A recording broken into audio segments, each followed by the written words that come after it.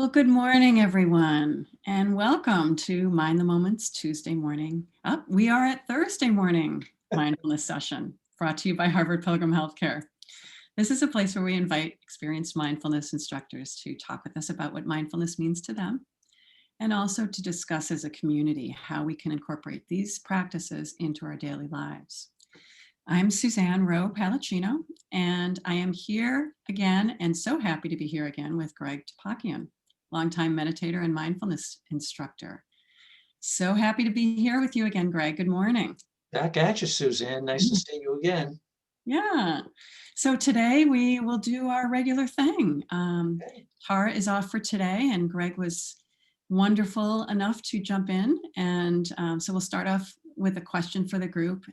Then Greg will talk with us a little bit about his theme for the morning and lead us in a guided meditation practice. So if you can go to the bottom of your screen and click on the chat, you can, if you have any questions that you have right on the top of your head right now, go ahead and type those in. But if you're interested, you can hit both panelists and attendees in the drop-down menu, and that'll allow you to see everybody's comments real time. All right, so that is about all the business we need to get to. So Greg, what question do you have for the group this morning? Well, I'd like to pursue the line of thought from Tuesday, but if you weren't with us on Tuesday, I'll fill in the gaps for you. The theme of the month, you may or may not know, is our inclination to offer a kind word to ourselves or to another. And so if you weren't here on Tuesday, the question I'd like you to be considering is what supports or promotes the arising of the impulse to offer a kind word to yourself? How is that a habit that we can cultivate to offer a kind word to ourselves or to another? What do you do to help yourself move in that direction? And if you were here on Tuesday, we explored on Tuesday the relationship of gratitude, taking a moment to appreciate all the good things that we have in our life. And did you notice when you were accessing gratitude, was there a greater inclination to speak with kindness? So just a few words before we jump into a practice for today. On Tuesday, we talked about and practiced a gratitude meditation, a time to call up our feelings of appreciation for the good things that we have in our life. And we explored the relationship between gratitude, the feeling of contentment and peace, and mindfulness. And today we're going to continue in that direction, and we'll practice a little gratitude again as well. But the direction we're going to move into is another wholesome or beneficial quality of the mind and heart, and it's called sympathetic joy. That might be a new word to some of you, but sympathetic joy just means the joy that we have the potential to feel when we perceive the good fortune of another person. So imagine that. Imagine feeling joy not just when we achieve something, or when I achieve something, or acquire something, or win, but actually experiencing joy when someone else has that good fortune. Wow. I'd like a piece of that. Imagine how much joy there could be if we could tap into that. Now, I'm not saying that's easy or our natural instincts, right? Most of us ordinary human beings, when we see someone else experience good fortune, depending on who it is, we often react with envy or jealousy, right? Or feeling like, well, what about me? Is it going to be enough? So the point of this exercise is not to judge ourselves for that, but to just spend some time both practicing the cultivation of sympathetic joy and contemplating, wow, is it possible to actually feel joy when other people experience good fortune? So that's the direction we're going to move in today. So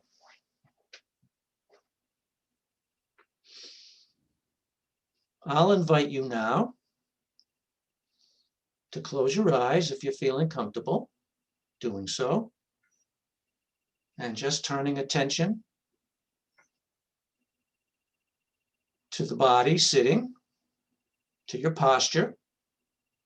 You could be sitting in a chair, on a couch, meditation cushion. You could be standing or lying down.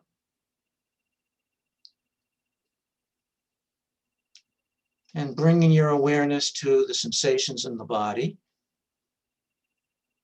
What's happening now?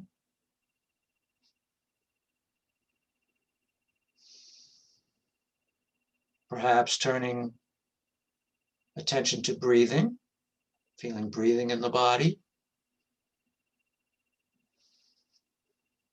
And offering relaxation, an invitation for the body to relax.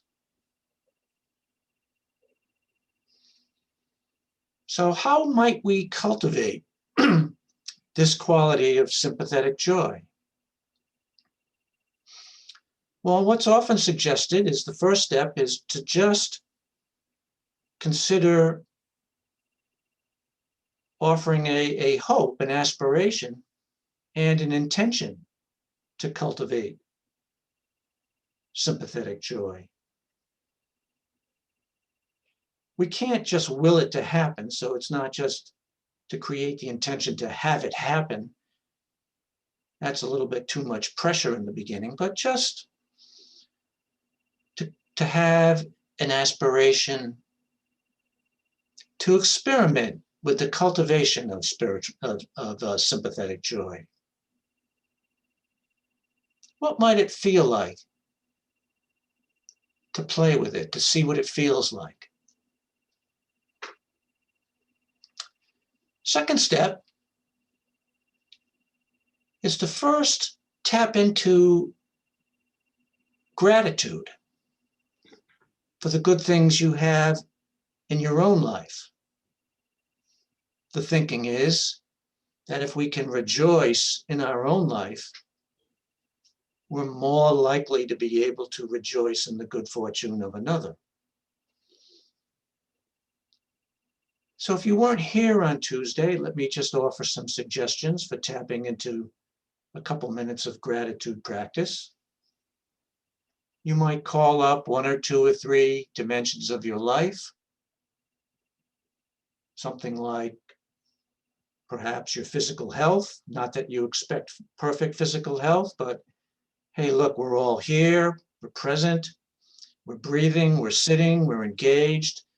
So health is pretty good enough for most of us. Can we tap into feeling appreciation for that? Considering how we might live our lives if we really did appreciate the physical health that we have. Or you might call up gratitude for the special people in your life. Again, we're not perfect, they're not perfect, but you know who the special people are, the ones who will be there for you if and when you really need them. What does it feel like to take a moment to feel appreciation for them?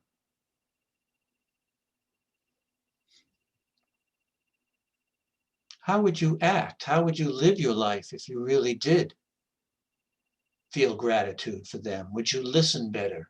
Would you make more time for them?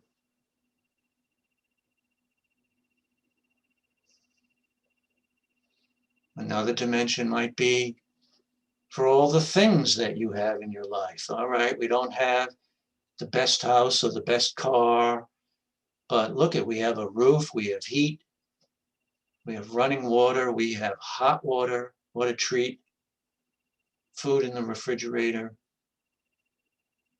We take time to really feel that. We know how special that is.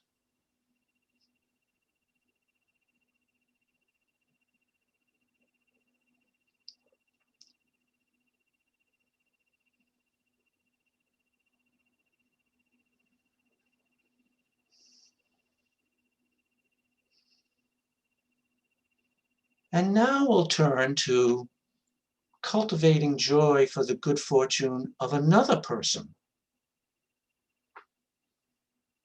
Now, just like we do when we practice kindness, we often start with a person for whom it might be the most easy to feel joy at that good fortune. So perhaps your child or grandchild, your husband or wife, your partner, a dear friend, someone who, yeah, you'd be more inclined to be happy for them, just to get the momentum rolling at first. So with that person in mind,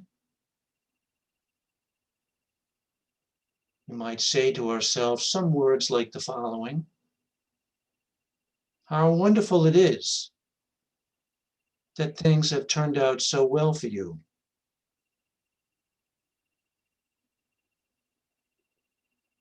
I feel joy for your good fortune. May it continue. May it grow. May it flourish.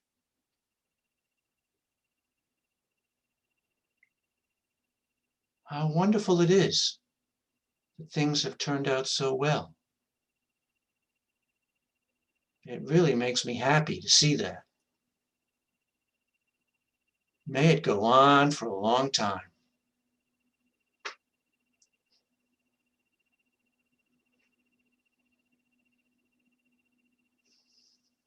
How does the body, mind, heart feel as you experiment in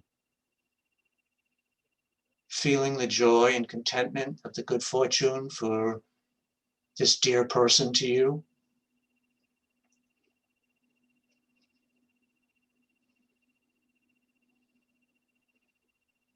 And now maybe to call up a second person, someone else who's dear to your heart, just to reinforce this positive momentum.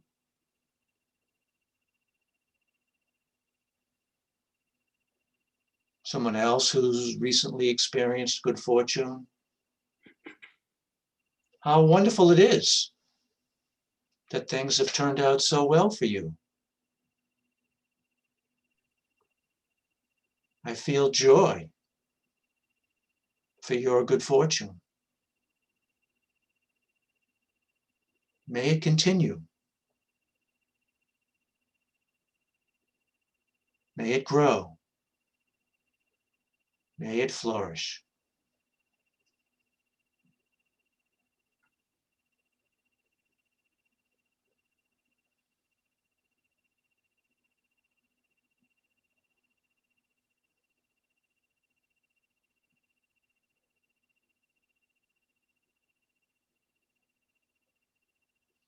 All right, so we're all getting the idea here. And the question that comes up for me is, why stop there?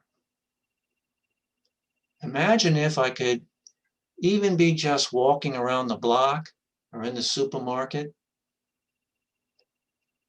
and I come across someone I don't even know. I don't know them. Can I feel joy for their good fortune? Interesting question. Imagine if all the people you didn't know well or didn't know at all were happy for you when things went well for you. So with this neutral person in mind, how wonderful it is that things have turned out so well for you.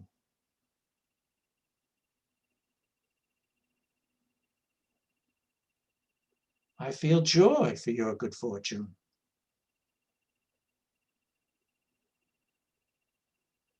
May it continue. May it grow. May it flourish.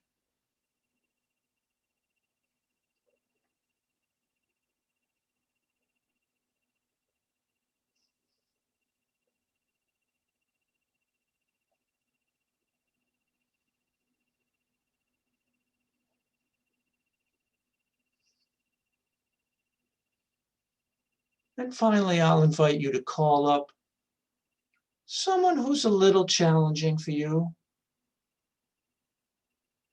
Not the most challenging person in the world, but someone who maybe occasionally pushes your buttons. And just to experiment with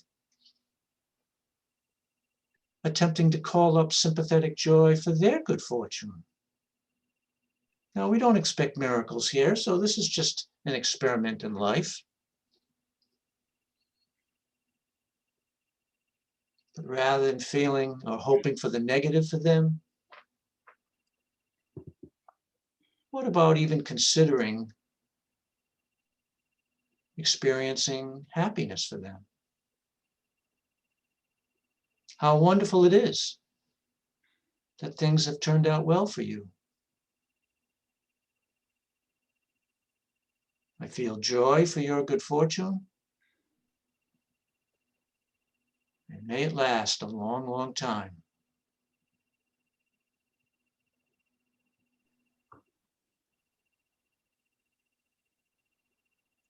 So what's happening now in the body and mind? It's okay if it feels a little artificial or forced for this last person, just to explore that, right? We're just exploring and experimenting.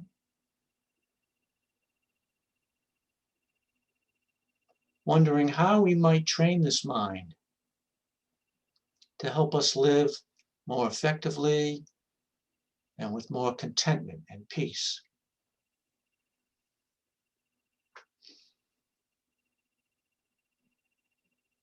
And I'll count backwards from 3. And when I get to 1, I'll invite you to reopen your eyes and come back to the group. 3, 2, 1.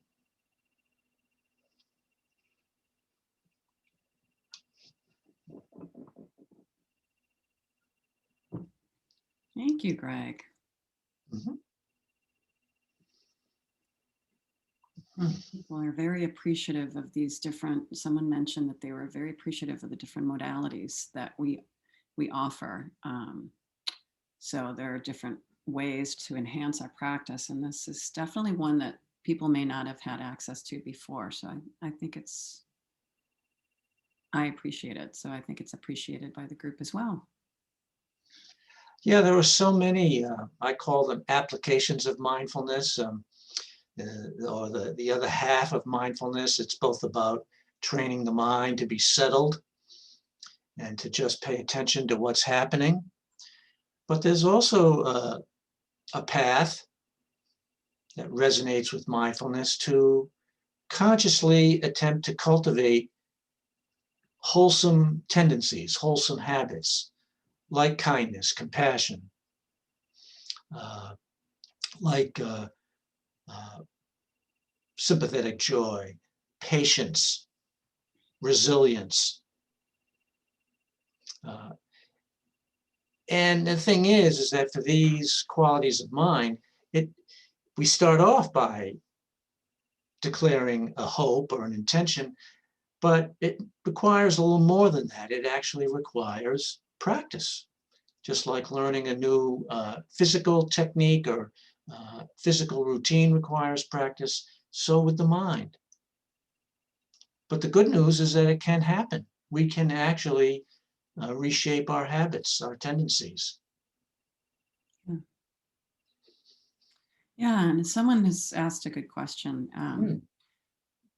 They say, how do we deal with the feelings of a lack of abundance when those come up? Yeah, well, it's a great question. And so that's why, that's for many of us where we go first, right? The cup is half empty rather than half full. And that's why we are intentionally calling up the things that are joyful for us. We don't expect perfection. So for example, with the issue of physical health, right? None of us are in perfect physical health. Many of us have been around the block a few times. But again, we're sitting here, we're engaged, the mind is healthy enough to engage, we're breathing, we're sitting, we're healthy enough. We have access to our physical senses. Think about how special that is to be able to see, right? Something us seeing people take for granted, right? But how special it is to see colors and light and beauty, or the physical sense of taste, right? I mean, think about how special it is to enjoy delicious food. Not to take this for granted, both the availability of food and the ability to taste food.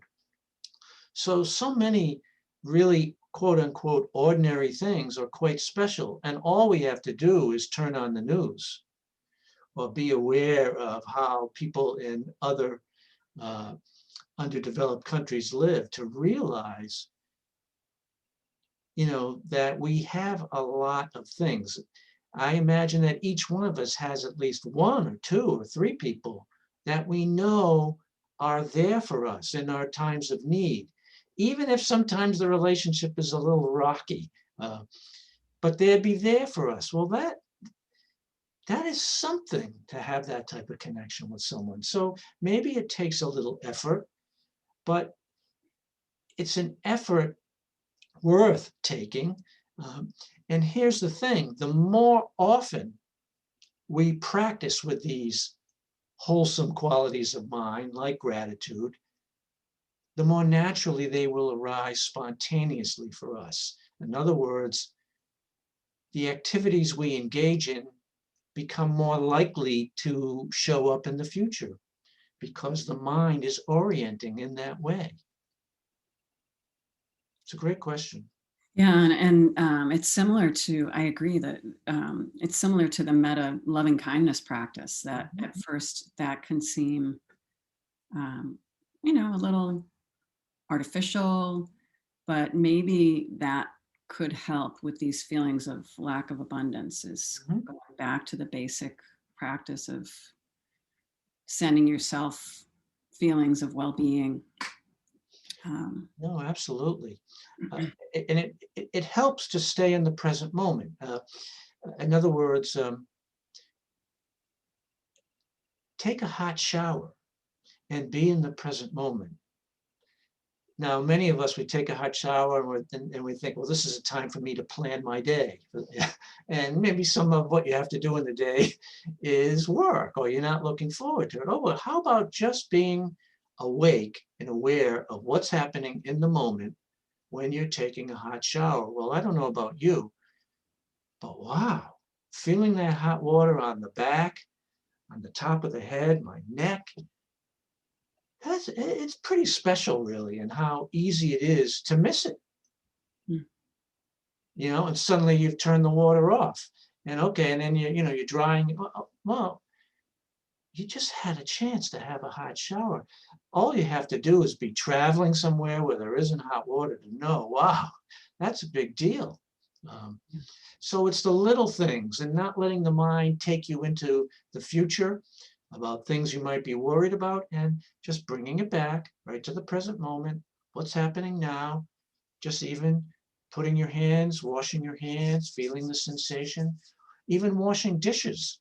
Oh, it's a chore, boring. Oh, why do I have to do it? But if you're just present in the moment, you feel the soap and the warm water. It's not a bad sensation, actually. So it might sound funny, but it's just little things to play with that can help us appreciate, the moment of peace we have when we do ordinary things. Yeah. So someone also mentioned that many of the loving kindness meditations are challenging for them, but that this he felt like was workable.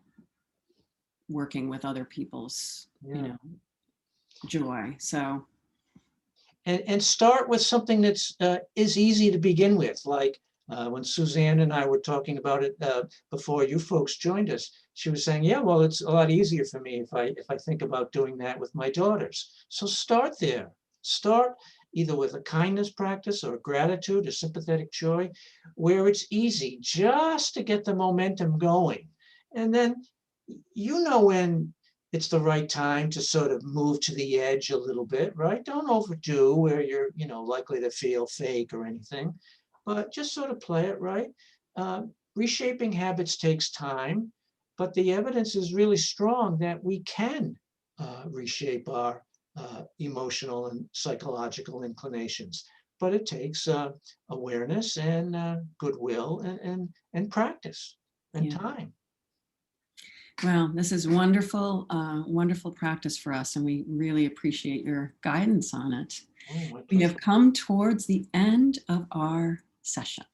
So just to share quickly a couple of ways that you can keep in touch. We'll be back every Tuesday and Thursday at 8:30, as you all know.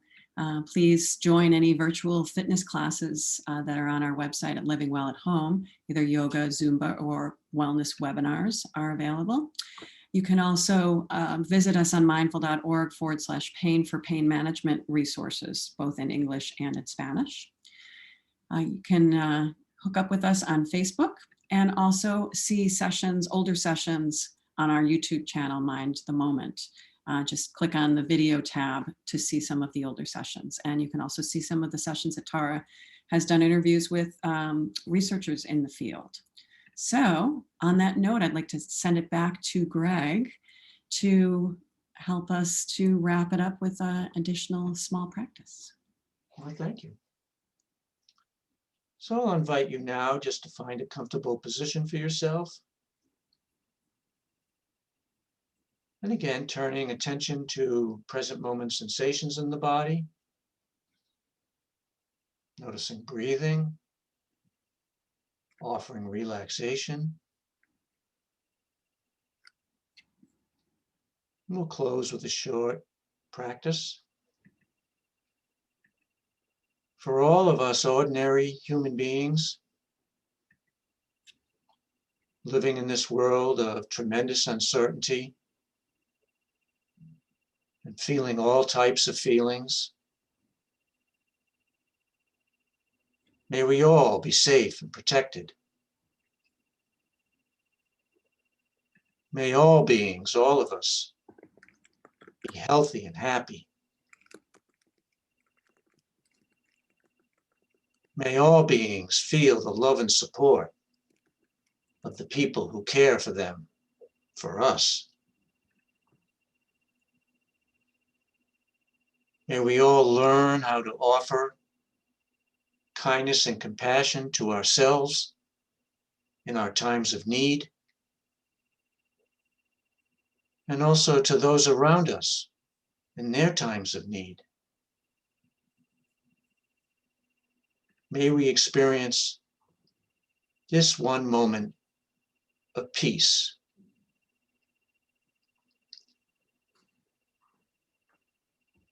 So thank you for your practice. Nice to work with you today.